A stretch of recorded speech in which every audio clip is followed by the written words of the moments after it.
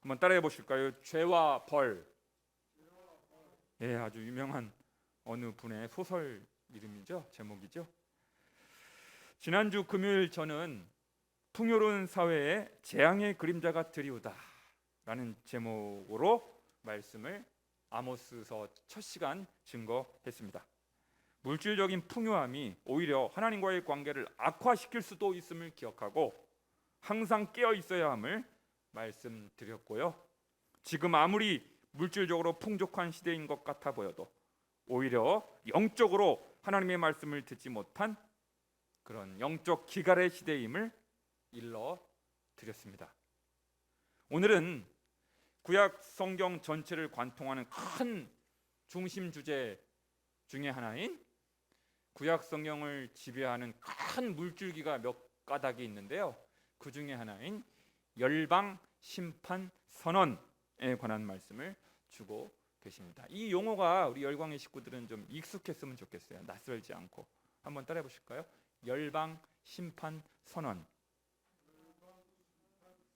조금 더 전문적으로 표현을 하자면 열방 심판 신탁이라고 하는데 조금 어려운 말이라 그냥 열방 심판 선언으로 이해해 주셔도 좋겠습니다.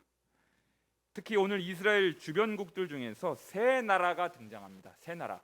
한번 따라해보면 다메섹, 블레셋, 두로 이렇게 세 나라가 소개되어 있고요. 그 나라들이 주로 어떤 죄악을 저질러서 하나님의 심판을 받을 수밖에 없었는지를 우리가 잘 관찰해 보았으면 좋겠습니다.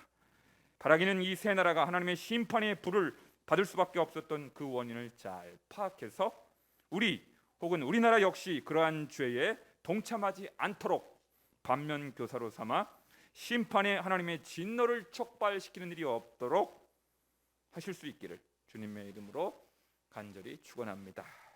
첫 번째로요. 그럼 다메섹의 죄악이 무엇인가 하는 점. 다메섹. 그것이 3, 4, 5절에 나옵니다. 우리 다메섹의 죄악이 구체적으로 어떤 죄를 범하였는가 함께 읽겠습니다. 3, 4, 5절만 시작. 여호와께서 이와 같이 말씀하시되 다메섹의 서너 가지 죄로 말미암아 내가 그 벌을 돌이키지 아니하리니 이는 그들이 철 타작기로 타작하듯 길르앗을 압박하였음이라. 내가 하사엘의 집에 불을 보내리니 베나닷의 궁궐을 사르리라. 내가 다메섹의 빗장을 꺾으며 아웬 골짜기에서 그 주민들을 끊으며 벳 에덴에서 규 잡은 자를 끊으리니 아람 백성이 사로잡혀 기르에 이르리라. 여호와께서 말씀하셨느니라. 아멘. 여러분, 다메섹이 첫 번째로 등장하는 나라인데 여러분 아마 잘 아실 거예요. 다메섹은 다마스쿠스, 시리아, 아람 나라. 이스라엘 역사 속에서 끊임없이 이스라엘 민족을 괴롭혔던, 상습적으로 이스라엘 나라를 침략하고 괴롭힌 나라, 으뜸 순위 랭킹 1위에 들어갈 만한 나라가 바로 아람입니다. 지금의 시리아죠. 시리아. 이스라엘의 북동쪽에 위치해 있는 나라입니다. 그런데 그 나라가 도대체 어떤 죄를 저질렀는가 들어가기 전에 아웬이라고 하는 지역이 나오죠. 아웬. 5절에 보면 아웬, 이거는 어떤 뜻이냐면 악함, 사악 등으로 번역되는 말이고요. 벳 에덴, 여러분 에덴은 다 아시잖아요. 기쁨의 동산. 근데 여기서는 그 기쁨이라고 하는 좋은 뜻보다는 쾌락, 향락, 벳 하면 집이란 뜻이죠. 그러니까 쾌락의 집, 향락의 집. 그러니까 아람 나라의 지도층에 있는 사람들이 사악을 저지르고 쾌락을 저지르고, 그래서 지도층들이 쾌락과 향락에 빠져서 이 당시 각종 죄악을 저질렀음을 강력히 암시하는 구절이기도 합니다. 그런데 오늘 성경을 보니까 이 다메섹의 이 대표적으로 범한 죄악이 철타작기로 타작하듯 길르앗을 압박하였다. 여기 길르앗은 이스라엘의 12지파, 12족속 중에 한 지파 아닙니까? 하나님의 백성들, 하나님의 사람들을 철타작기로 타작하였다, 압박하였다라는 압박. 이것이 구체적으로 이스라엘 역사 속에서 어떤 시기, 어떤 사건을 의미하는 걸까? 이것이 이제 학자들의 주된 관심사 중에 하나인데요. 학자들은 대체적으로 열왕기하 10장 32, 33절의 때임을 지목하고는 합니다. 제가 한번 읽어드릴게요. 그냥 들어보세요. 열왕기하 10장 32, 34절인데 이때 여호와께서 이스라엘에서 땅을 잘라내기 시작하심에 하사엘이 이스라엘의 모든 영토에서 공격하되 요단 동쪽 길르앗 온 땅 곧 갓사람과 루벤 사람과 므낫세 사람의 땅 아르논 골짜기에 이른 아로에서부터 길르앗과 바산까지 하였더라. 그러니까 하사엘은 아람 나라 벤하닷의 신복이었어요. 신하였는데 그를 죽이고 왕권을 차지했던 아람 왕의 이름이 하사엘입니다. 하사엘. 그 하사엘이 길르앗 지역을 비롯하여 요단 동편을 탈환하려고 전쟁을 일으킨 때로 추정합니다. 그렇다면 이 아람 나라 시리아 이 하사엘이 길르앗을 압박하였다고 했는데 그러니까 괴롭혔다는 것이죠. 비인간적으로 대했다는 것이죠. 그 구체적으로 어떤 죄악을 범했는가? 이 지점에서 우리가 함께 성경을 한번 찾아보겠습니다. 열왕기하 8장 12절에 잘 나타나 있습니다. 아람이 얼마나 길르앗을 압박했길래 그들이 얼마나 잔인하고 포악한 민족이었는지. 열왕기하 8장 12절 여기 책갈피 하시고 여기는 한번 찾아보겠습니다. 열왕기하 18장 12절. 열왕기하 8장 12절. 열왕기하 찾으셨어요? 열왕기 상이 아니고 열왕기하 8장 12절. 시작. 하사엘이 이르되 내 주여 어찌하여 우시나이까 하는지라. 대답하되 내가 이스라엘 자손에게 행할 모든 악을 내가 알미라. 내가 그들의 성에 불을 지르며 장정을 칼로 죽이며 어린아이를 맺히며 아이벤 부녀를 가르리라 하니. 여기서 하사엘은 아람 왕입니다. 아람 왕. 베나사대 신복 출신이었던 아람 왕이 내 주여, 이건 엘리사를 말합니다. 선견자요 선지자였던 엘리사를 향하여 내 주여 어찌하여 우시나이까 대답하되. 그러니까 엘리사가 가만히 보니까 이 인간이 장차 왕이 되어서 이렇게 악한 일을 저지를 것을 장래를 내다본 거예요. 장래를. 와, 그렇게 예언을 한 거예요. 무시무시한 예언이죠. 와, 네가, 너라는 인간이, 너라는 왕이 그들의 성에, 길르앗의 성에 불을 지르며 장정을 칼로 죽이며 어린아이를 맺히며 아이벤 부녀를, 임신한 여인의 배를 가르리라. 얼마나 잔인합니까? 얼마나 잔혹합니까? 얼마나 흉폭합니까? 그러니까 이 하사엘을 비롯한 아람 사람들이 방화, 살인, 학살, 강간 등 말할 수 없는 잔인함과 잔혹함을 저질렀음을 알 수가 있습니다. 누구한테요? 길르앗 사람들한테. 길르앗은 하나님의 백성들이잖아요. 이스라엘 민족 사람들에게. 그렇다면 우리 하나님은 하나님의 백성들과 하나님의 자녀들과 동일시하시거든요. 우리 하나님은 하나님의 백성들을 누가 건드리면 하나님께서 진노를 격발하십니다. 여러분, 여러분의 자녀들을 누군가가 괴롭혔다. 그럼 누가 분노합니까? 부모님이 분노하시잖아요. 당사자보다 더 분노하시잖아요. 왜 내 아들, 내 딸 건드리냐고 하면서. 분연히 일어나듯이 우리 하나님도요, 하나님의 백성을 까닭없이 괴롭히고 하나님의 자녀들을 까닭없이 학대하는 자들을 하나님이 더 분노를 폭발하신다 하는 것이. 어떻게 이 아람 사람들을 심판하시겠다고 하십니까? 다시 본문으로 아모스로 돌아와서 5절 후반부에 보십시다. 5절 후반부에 보면 우리 하나님이 어떻게 처벌하십니까? 어떻게 보복하십니까? 어떻게 벌하십니까? 아람 백성이 사로잡혀 기르에 이르리라. 한번 따라해 보시고, 아람 백성이 사로잡혀 기르에 이르리라. 여러분, 이 말씀이 무슨 뜻인지 아십니까? 기르는요, 여러분, 아모스 9장 7절에 이런 말씀이 있습니다. 제가 읽어드릴게요. 잘 들으세요. 아모스 9장 7절에 여호와의 말씀이니라.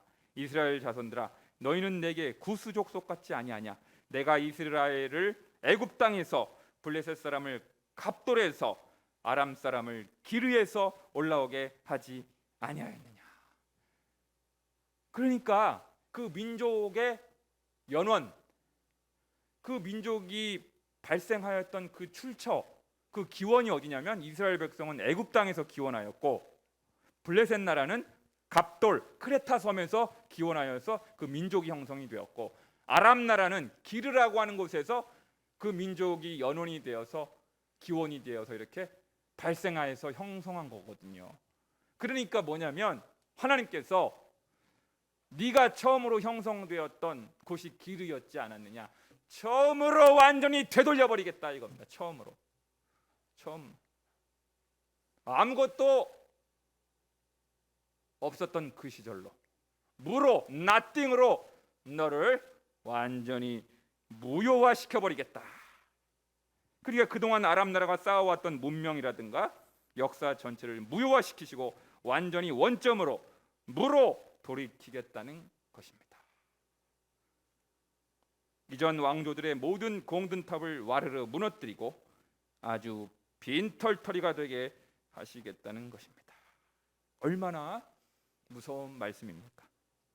아람의 죄악 때문에 그리 하시겠다는 것입니다. 그러니까 여러분, 하나님의 백성들을 건드리면 안 됩니다. 아무리 나이가 어리고 배우지 못했더라도 그 사람이 하나님의 자녀라면, 하나님의 백성이라면 약한 자라고 해서 괴롭히면 안 됩니다. 누구의 진노를 격발시키는 행위입니까? 그의 아버지이신, 그의 왕이신 하나님의 분노를 격발시키는 행위이기 때문에 여러분, 하나님의 사람들 선대하시기 바라요. 괴롭히면 안 됩니다. 두 번째로, 이번에는 블레셋의 죄악이 무엇인가 하는 점입니다. 블레셋의 죄악이 무엇인가? 6, 7, 8절 시작.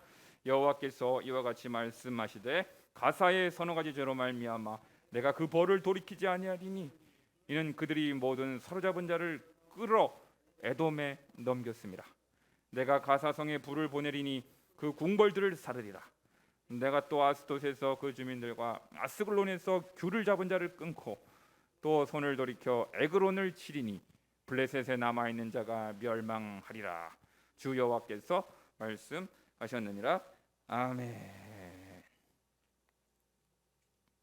여러분, 그럼 블레셋은 너무나 잘 아시죠?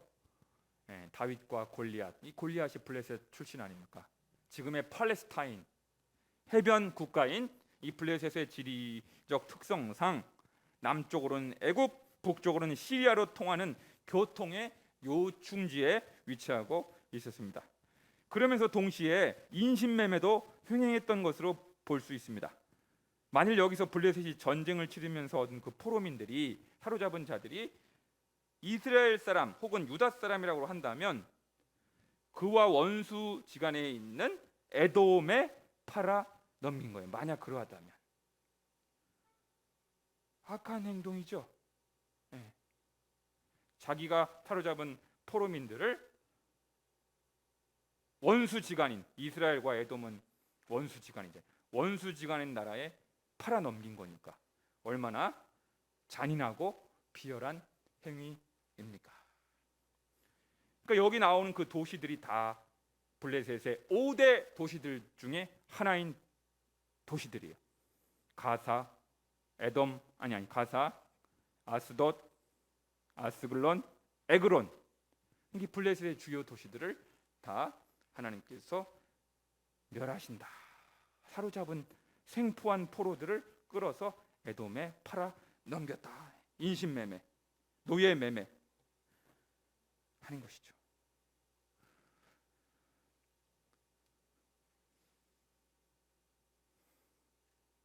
세 번째로, 마지막으로 두로가 지은 죄악이 무엇인가? 두로가 지은 죄악, 9절 10절 말씀을 함께 읽겠습니다.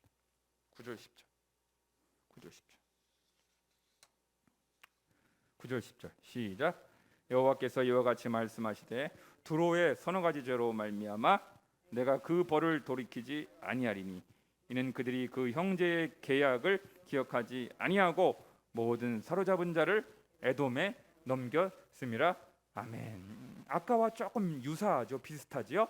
모든 사로잡은 자를 에돔에 넘겼다. 여기서도 아까 에돔에 넘겼다. 그럼 뭐가 다르냐?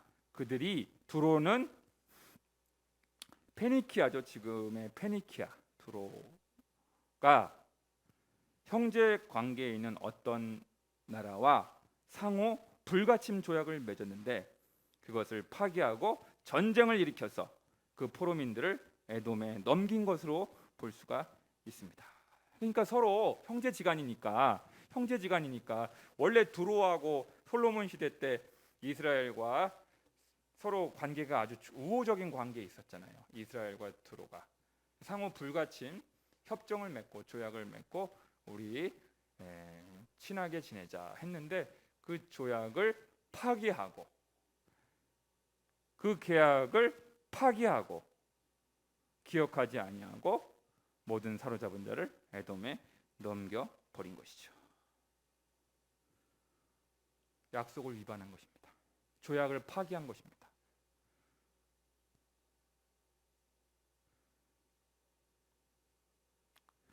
사랑하는 열린광성의 지체 여러분, 인간의 기본권을 무시하고 비열하고 잔인한 모습을 보였던 다메섹, 노예 매매 혹은 인신 매매를 자행하였던 블레셋, 그리고 국가 간의 계약을 함부로 파괴하였던 두로의 모습을 보게 되면서 우리가 발견할 수 있는 그 세 나라의 죄악들의 공통점은 무엇입니까?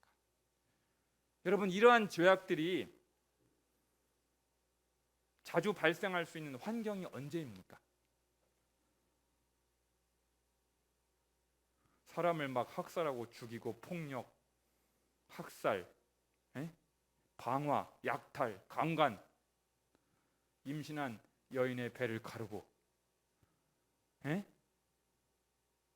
그리고 국가 간의 조약이 파기되고 사람을 물건처럼 노예를 매매하고 인신매매를 하고 이러한 악한 범죄가 저질러지기 쉬운 환경이 과연 언제냐는 것입니다. 전쟁 때죠? 전쟁 때인 거예요. 전쟁. 그게 공통점이에요, 여러분. 전쟁 때는 인간이 인간으로 대접을 받지 못합니다. 존중받지를 못합니다. 귀하게 여겨지지 않습니다. 파리 목숨보다도 더 적군을 대적하기 위해서, 제압하기 위해서 마구 살인을 하고 약탈, 방화, 강간, 폭력 이런 것들이 일상적으로 벌어지는 때가 바로 전쟁 때인 거예요. 전쟁. 그러니까 전쟁 때에는 그런 비인간화의 모습이 자행된다라는 것입니다.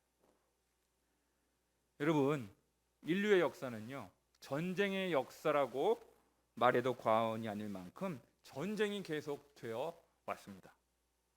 우리나라도 1950년부터 3년 동안 6.25 전쟁을 겪었고요. 그 후유증으로 아직도 남북이 분단된 채로 남아 있습니다. 1980년부터 8년간 이란, 이라크 전쟁이 있었고요. 최근에는 20년 만에 미국과 아프가니스탄 간의 전쟁이 종전되기도 하지 않았습니까? 최근까지 전쟁이 있었던 것이죠.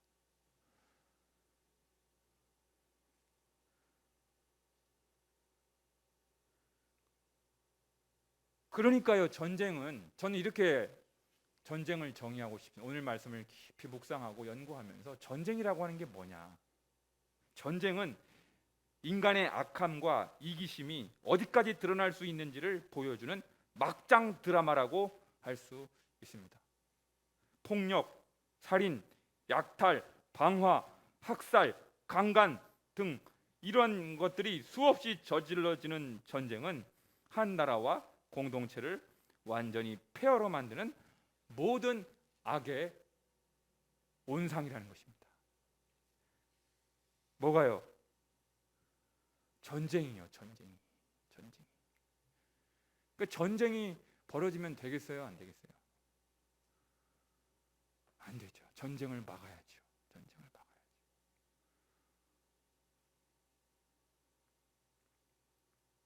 한국 교회의 큰 어른이셨던 여해 강원용 목사님께서 쓰신 역사의 언덕에 서서라는 책이 있습니다.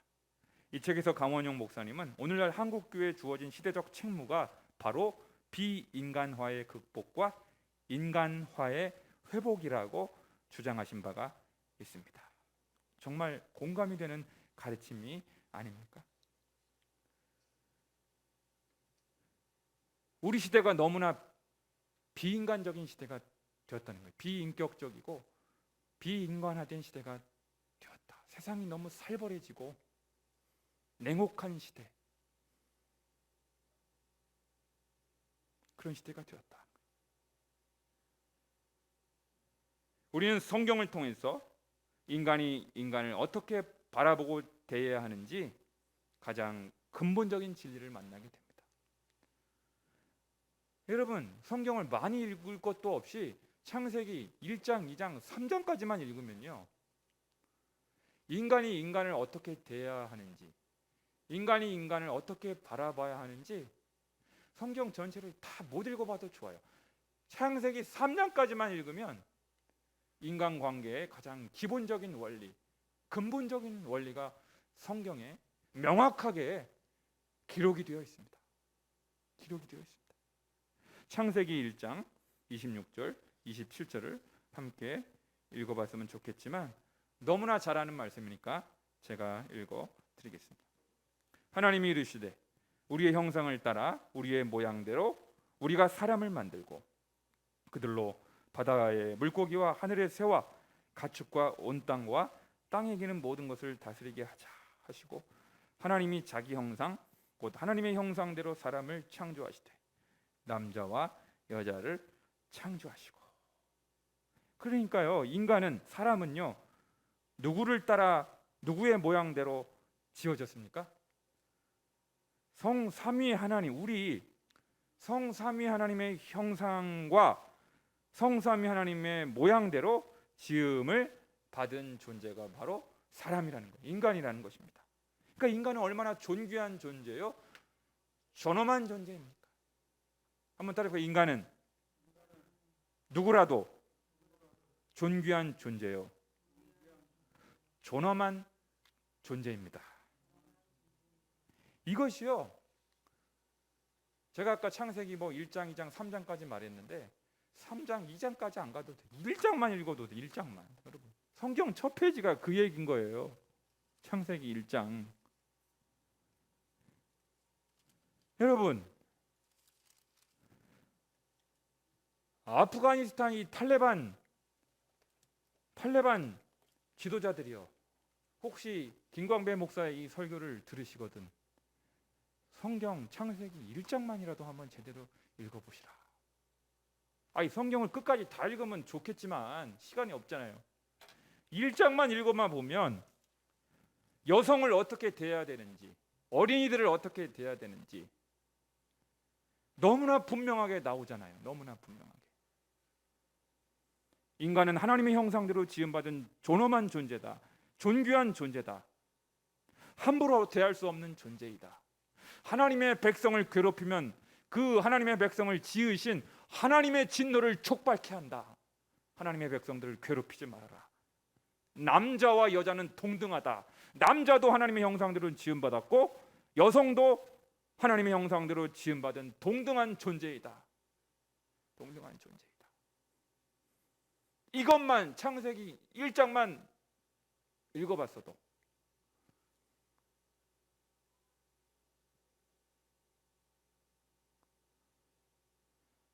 아프가니스탄에서 그런 일들이 벌어질 수가 있었겠습니까? 오늘날 뉴스를 틀면 매일같이 사회적으로 쏟아져 나오는 갑질, 학대, 데이트 폭력, 가정 폭력, 성폭력, 이러한 모든 것은요, 하나님에 대한 경외심을 갖지 않은 데서 연유한, 그리고 인간 존중, 인격 존중이라는 성경의 가장 기본적인 진리를 망각한 행위들이라고 할 수가 있습니다. 여러분, 제가 오늘 설교를 준비하고 말씀을 연구하면서 이렇게 정리를 하고자 산책을 했는데, 이게 성경 전체를 요약하면 이 말이에요. 집사님, 한번 따라해 보시죠. 하나님을 경외하고 인간을 존중합시다. 제가 이거 2022년도 우리 열린광성교회 표어로 할까? 막 그런 갈등이 생길 정도로, 생각이 들 정도로 성경 전체가 그 얘기예요. 여러분, 이게 성경이 두껍잖아요. 꽤 결국 그 두 가지로 수렴이 되는 거예요. 귀결이 되는 거예요. 하나님을 경외해라, 하나님을 예배해라. 그게 10계명, 1계명에서 4계명까지가 뭡니까? 하나님 경외하라는 거예요. 5계명부터 10계명이 뭐라는 거예요? 인간은 하나님의 형상대로 지음받은 존귀하고 존엄한 존재니까 인간을 존중하라는 거예요. 인격적으로 대하라는 겁니다. 이 두 가지만 제대로, 많이 알 것도 필요 없어요. 많은 지식과 많은 정보와 많은 자료들이 필요한 것이 아니에요. 이 두 가지만 확고하게 우리의 마음속에 사람을 대할 때, 인간을 대할 때, 교회를 다닐 때, 가정에서, 교회에서, 직장에서, 사회에서, 그리고 나라들과 국가 간에 이 두 가지만 명확하게 우리 안에 새겨질 수만 있다면 어떻게 전쟁이 일어날 수가 있겠어요? 어떻게 내전이 일어날 수 있겠어요?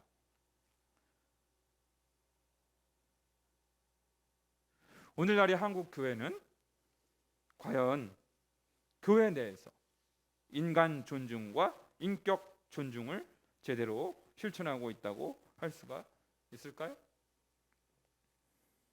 서울 옥인교회에서 29년간 목회하시고 은퇴하신 김영철 목사님께서 쓰신 목회자가 사는 길이라는 책이 있습니다. 제가 종종 읽는 책인데요, 이 책에서 김 목사님께서 이렇게 당부하십니다.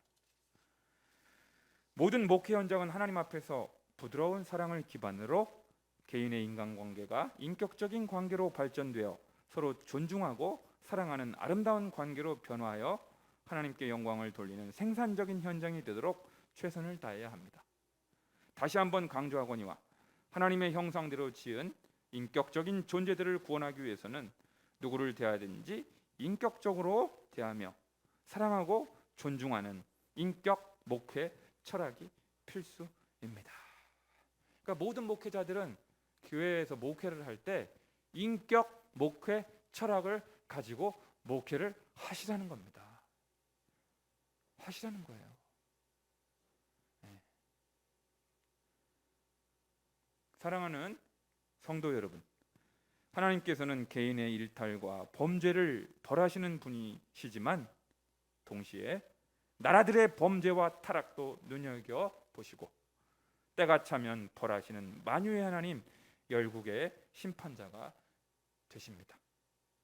그러므로 우리는 개인, 가정, 교회를 위해서 기도해야 하지만 국제 뉴스를 접할 때마다 나라와 민족을 위하여, 열방을 위하여 역시 기도하지 않을 수가 없습니다.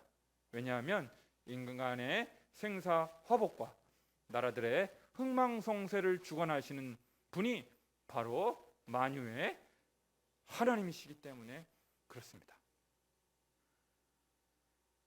최근 잘못되고 극단적인 종교, 율법, 이념에 사로잡혀 있는 아프가니스탄의 탈레반 정권을 위해서 기도해야 합니다. 그들이 심판의 하나님을 두려워하고 양심의 목소리를 민감하게 들을 수 있도록 아프가니스탄의 복음의 문, 선교의 문이 더 활짝 열리도록 기도해야 합니다.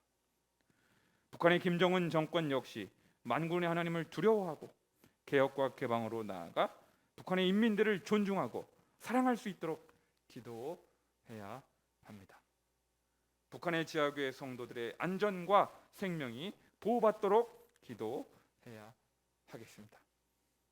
주님 다시 오실 때까지 모든 민족과 열방이, 모든 나라와 족속들이 지위 고하를 막론하고 빈부귀천을 막론하고 반드시 하나님을 경외하고 인간 존중을 실천함으로 공평하고 정의로운 하나님의 나라가 온 땅에 임할 수 있기를 주님의 이름으로 간절히 축원합니다. 기도하겠습니다.